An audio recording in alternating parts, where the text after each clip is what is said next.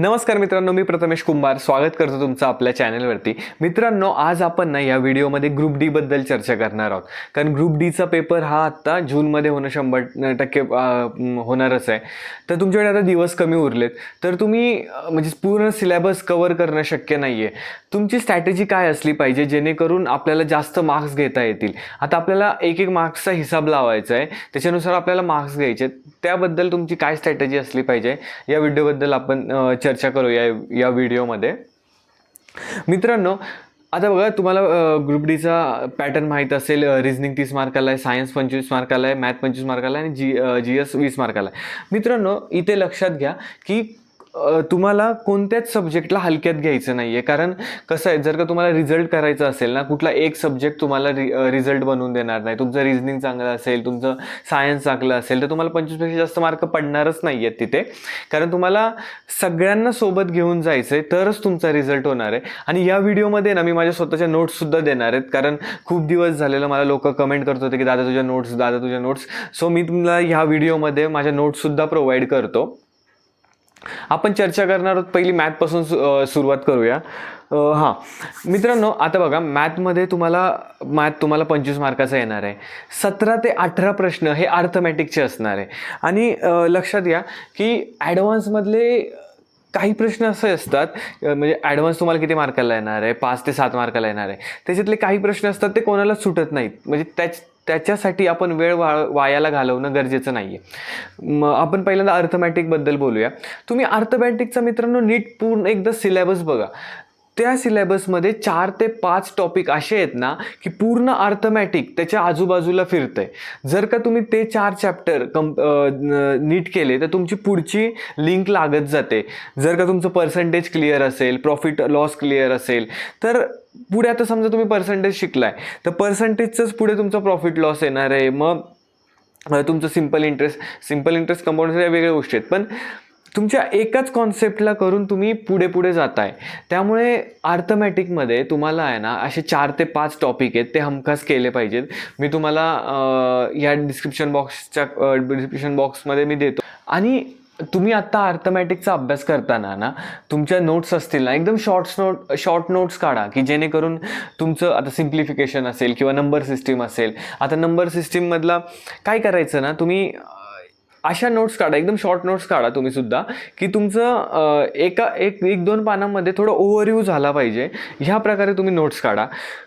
Simplification असेल, profit loss, ratio and proportion, या सगळ्यांचे ना जेव्हा तुम्ही नोट्स काढाल आणि त्याच्या ओव्हरव्ह्यू करत जाल, त्यामुळे कसं होतं, दिवसातून एकदा जरी तुम्ही त्या बघितल्या तर तुमचं असं होतं की यार तो चॅप्टर गेलाय, ते फॉर्म्युलेज रिवाईज होतात.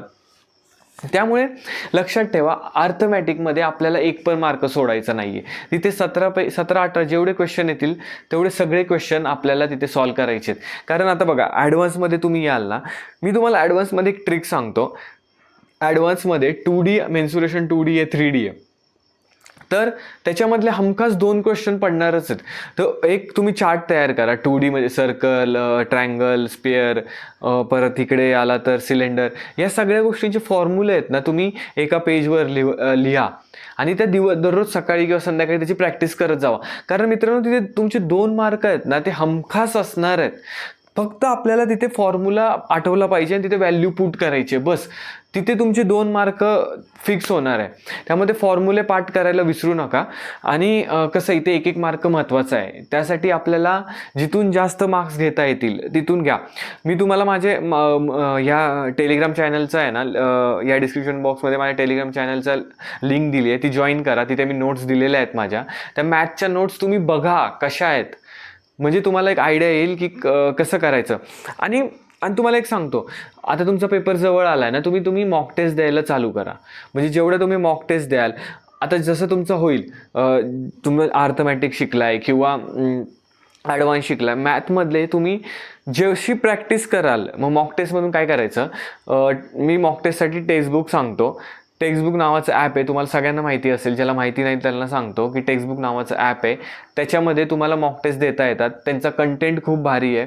तर त्याच्यामध्ये तुम्हाला आहे ना प्रिव्हियस इयर क्वेश्चन मिळतील. तर तुम्ही काय करायचं, ग्रुप डी असेल किंवा ALP असेल किंवा NTPC झाले आहेत ना, तर त्यांच्या प्रिव्हियस इयर सेट्स लावायचे आहेत. म्हणजे तिथे तुम्हाला टाईम लावून सॉल्व करता येतील.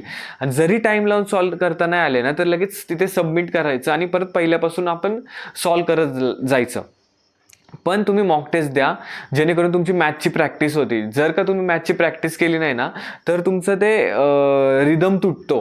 मॅथ असा सब्जेक्ट आहे की तुम्ही 2 ते 3 दिवस जरी त्याची प्रॅक्टिस केली नाही ना, तर तुम्हाला ते पुढे टाईम टेकिंग होत जातं. मी टेक्स्टबुकचं डिस्क्रिप्शनमध्ये लिंक दिली आहे. तुम्ही माझा प्रोमो कोड वापरून सुद्धा ते लॉग इन करू शकता. काही मिनिमम प्राईजमध्ये तुम्हाला टेक्स्टबुकचं प्राईज पास परचेस करायचं आहे. तो तुम्हाला वर्षभर चालणार आहे, अनलिमिटेड आहे. त्यामुळे तो तुम्ही फायद्याचा आहे, तो तुम्ही घ्या. तुम्हाला ग्रुप डी सोबत सगळ्यांच्यासाठी फायद्याचा होईल. मित्रांनो, आता GS बद्दल बोलूया. आता बघा, GS मध्ये 20 मार्क आहेत आणि GSचा सिलेबस खूप वास्ट आहे. तुम्ही किती करणार आहे मला सांगा. जेवढं करूल तेवढं कमी आहे. त्यामुळे ना थोडी GSचा अभ्यास करताना थोडी स्ट्रॅटेजिकली अभ्यास करा. म्हणजे GS मध्ये सगळ्यात जास्त प्रश्न हे करंटचे येतात. त्यामुळे तुम्ही करंटचा जास्त अभ्यास केला पाहिजे. तर मी तुम्हाला सांगतो, समजा पेपर आता जूनमध्ये, तरी मग मागच्या 2025 ते जानेवारी 2025चं जानेवारीपासून डिसेंबरचं इयर बुक कुठल्या पण तुम्ही क्लासेसचं किंवा कुठल्या पण ह्याचं, मी तुम्हाला सांगतो उत्कर्ष क्लासेसचं भारी भेटतं. हिंदीमधून कंटेंट आहे. तर त्याचं तुम्ही इयरबुक घ्या, करंट वाचा. ते करंट वाचत जावा, जेणेकरून तुमचा तो 2025चं सगळं करंट कव्हर होईल. आणि यूट्यूबवर मग ह्या वर्षीचं जानेवारी, फेब्रुवारी, मार्च, एप्रिलपर्यंतचे मॅरेथॉन बघा. त्याच्यातून तुमचं ते क्लिअर होत जाईल. आणि स्टॅटिक GK कडे लक्ष द्या. कारण आता तुम्ही बघा, हिस्ट्री कराल, जॉग्राफी कराल, किती करणार आहे. कारण तिथे तुम्ही खूप जास्त कराल आणि तिथे त्याचं आउटपुट काहीच नाही मिळत. त्यामुळे तुम्ही स्टॅटिक GK कडे लक्ष द्या. जर तुमच्याकडे कोणतं पुस्तक असेल तर तुम्ही ते सुद्धा रेफर करा स्टॅटिक GK साठी. आणि मी तर म्हणतो ना, तुम्ही जेवढं प्रिव्हियस इयर क्वेश्चन वाचताल GKचे, स्टॅटिक GKचे, ते तुम्हाला फायद्यामध्ये जाईल. मित्रांनो, या व्हिडिओला बनवायला माझी मेहनत लागते, जेणेकरून तुमची थोडी काही ना मदत होईल, तुम्हाला गायडन्स होईल, त्यासाठी मी प्रयत्न करतोय. तुम्हाला इथपर्यंत आलाय, व्हिडिओला आवडल्यास नक्की लाईक करा आणि चॅनलला सबस्क्राईब करायला विसरू नका. मित्रांनो, यानंतर आहे ना आपण 2 अशा सब्जेक्टबद्दल बोलणार आहोत. तो सब्जेक्ट तुम्हाला मार्क्स देणार सुद्धा आहे एक सब्जेक्ट, आणि दुसरा तुमचे मार्क्स कमी करणार आहेत. सो आपण सगळ्यात तो गेम चेंजिंग तर तुमचा सायन्सच ठरणार आहे. सायन्सबद्दल तर आपण नंतर चर्चा करूया. रिझनिंगवर येतो. मित्रांनो, रिझनिंग 30 मार्काला आहे. आता तुम्हाला 30 पैकी 30 तिथे आलेच पाहिजे. त्याच्यात कुठलंच कारण द्यायचं नाहीये. मी तुम्हाला म्हटलं ना, दिवसातून तुम्ही 2 ते 3 सेट जरी रिझनिंगचे मारले ना, तरी ते सफिशियंट आहे. मी तुम्हाला परत एकदा सांगतोय, रिझनिंगला तुम्ही कुठेही जाऊ नका. रिझनिंगवर तुम्हाला क्लास घ्यायची गरज नाहीये. यूट्यूबवर तुम्ही फ्री व्हिडिओज आहेत खूप सारे. रिझनिंगचा सिलेबस बघा. मी तुम्हाला यासाठी टेक्स्टबुक घ्या म्हटलो की टेक्स्टबुक ॲप घेतल्यानंतर तुम्ही पास परचेस करा. त्याच्यामध्ये तुम्हाला प्रिव्हियस इयर मिळतील, जेणेकरून तुमचा प्रॅक्टिसला स्पीड वाढेल.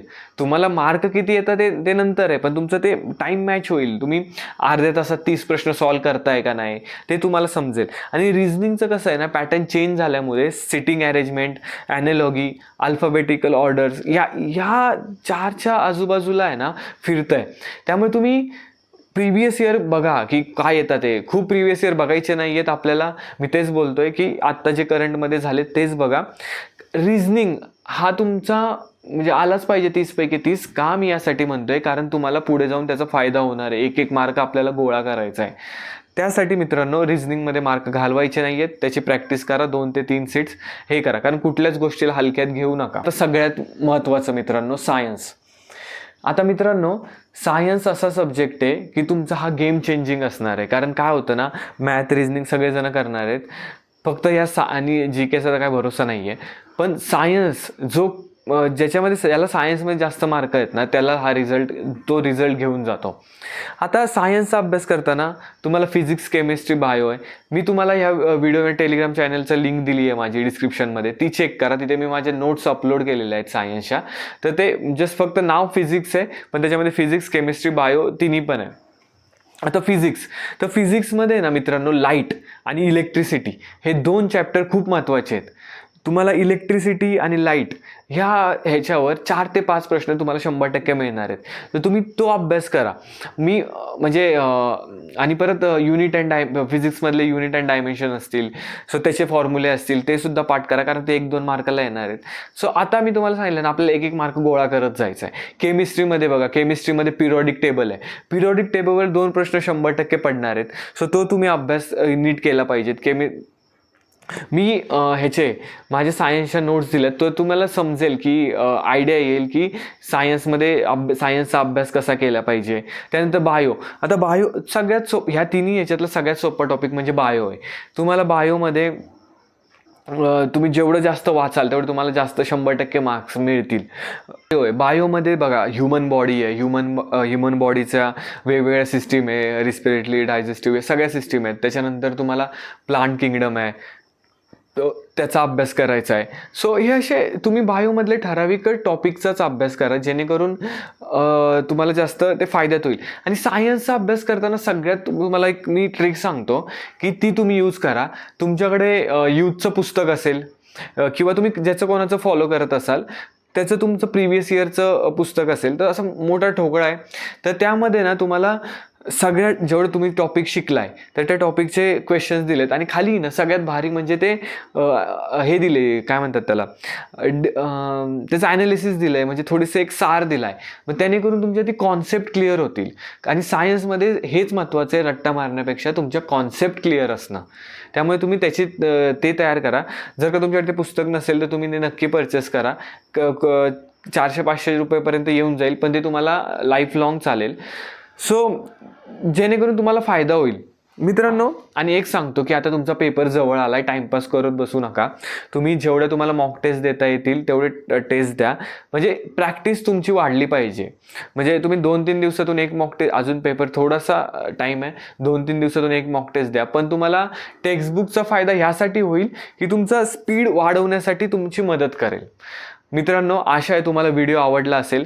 तुम्हाला अजून कशाबद्दल माहिती हवी आहे माझ्याकडून त्याची तुम्ही व्हिडिओच्या खाली कमेंटमध्ये मला नक्की सांगा, त्याबद्दल मी व्हिडिओ नक्की बनवेन. आणि हो मित्रांनो, तुमच्या सपोर्टसाठी खरंच खूप धन्यवाद. कारण आणि काय होतं आहे ना, खूप जास्त कमेंट म्हणजे खूप जास्त मेसेज येतात ते मला, मी ते वाचतो, बघतो आणि हा व्हिडिओ कन्क्लूड करतो. त्यामुळेच सांगतो, तुम्ही व्हिडिओ खाली कमेंट नक्की करा की तुम्हाला व्हिडिओ कसा वाटला, तुम्हाला काय अपेक्षित आहे अजून. मी नक्की प्रयत्न करेल. थँक्यू सो मच मित्रांनो. पुन्हा एकदा भेटूया नवीन व्हिडिओमध्ये.